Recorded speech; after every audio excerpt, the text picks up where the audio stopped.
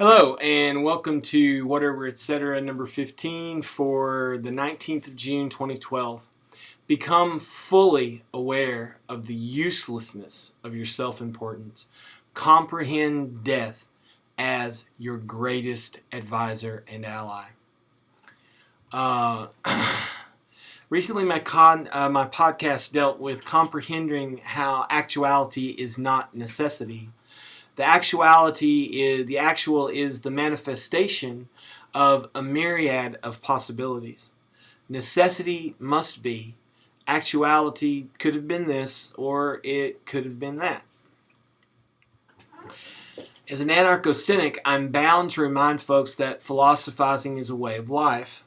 If being mortal has as its actual target being one who dies, if we each of us live within the possibility of a mortal life, we must take up as our own the Socratic realization that we philosophize in order to know how to die. Of all that which limits us as mortal beings, that we succumb to chance and to accident, that we are not ending one struggle before taking up another struggle, that we never completely overcome suffering, that there is some action for which we feel an amount of shame or guilt. There is a last limit, an ultimate boundary, which each person must make his own or her own: death. Of all of the things you find yourself able to do in this life, the very last thing of which you will ever be able to do is to no longer be able. This is how we own or take responsibility of the end of our mortality. And I mean both end in terms of the last and end in terms of the purpose. The purpose of being mortal is to meet death.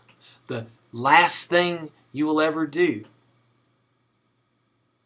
is die. In the liberation that comes from such comprehension, recognizing our mortality fits within this realization. If the actual is not necessary and you are actual, you are not necessary. Our own non-necessity, our own uselessness, in a sense, is our ultimate detachment.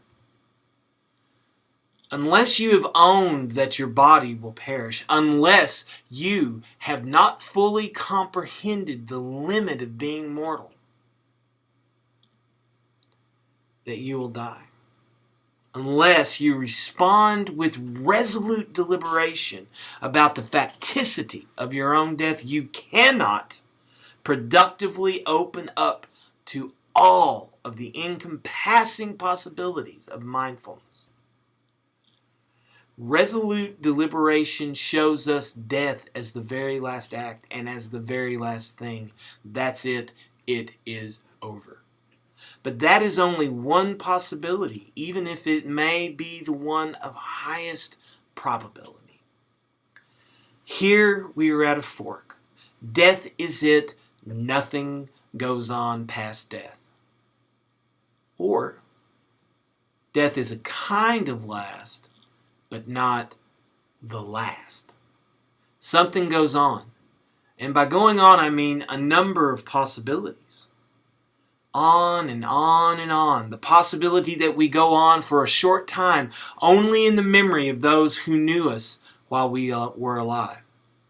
Or on and on and on in a longer cycle, such as through our creative output, both through the creation of children or the creation of works and labors that people will continue to take up. Or on and on and on, a much longer ongoing cycle such as reincarnation or even the conservation of energy. Or on and on and on and on. Eternity. owning up to such possibilities, grasping such possibilities. We take them up after you have attended to the world as a place in which death plays one of the most important roles. What's happening? Things are dying. We're dying. Such possibilities are to be engaged after you have focused on your own situatedness and owned up to the role that death plays for you.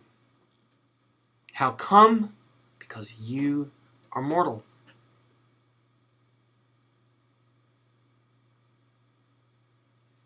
Where now? Why not? Because death advises us to be always ready to do what we are doing to our utmost. Because death reminds us that while we are done and over with, the world rolls on and on and on. Because death guides us to recognize there is more than just what we do in this short time that we have. Death, advisor and ally, throughout the unfolding perennial inquiries of mindful contemplation, there has been one magnificent advisor. Whether we think of those we hold up as singular paradigmatic selves, such as Siddhartha Gautama the Buddha, or Socrates, or Jesus the Christ, or we think of more exceptional characters nearer in time to us, like Friedrich Nietzsche, or Gandhi, or Martin Luther King Jr., there's always this advisor, death.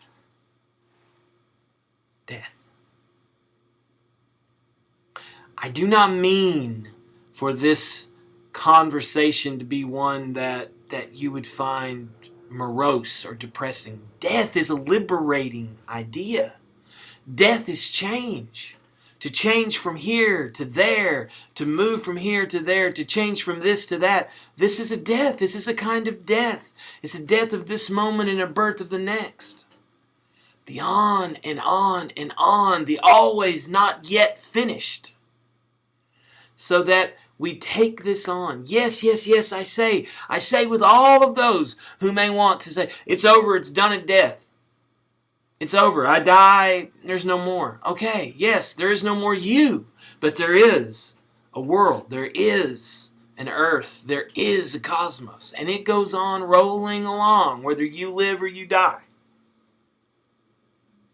You being unnecessary, you being useless to the purpose of existence in one sense, because there is no purpose to existence. This now here is a nowhere. Because of this, you're set free to live now here to the utmost ability you have. Asking why? Not. Asking where to? Asking how come? Asking what's up? What's happening? All of these questions bring us back. Bring us back to the on and on and on continuation and flow. Mindful contemplation, anarcho-cynical philosophizing recognizes that this now here, even though nowhere, does not cease. I'll go on some more about death as an advisor tomorrow. I'm going to continue to bring in things from Kierkegaard and Jaspers and Castaneda and Plato and Buddha and Lao Tzu.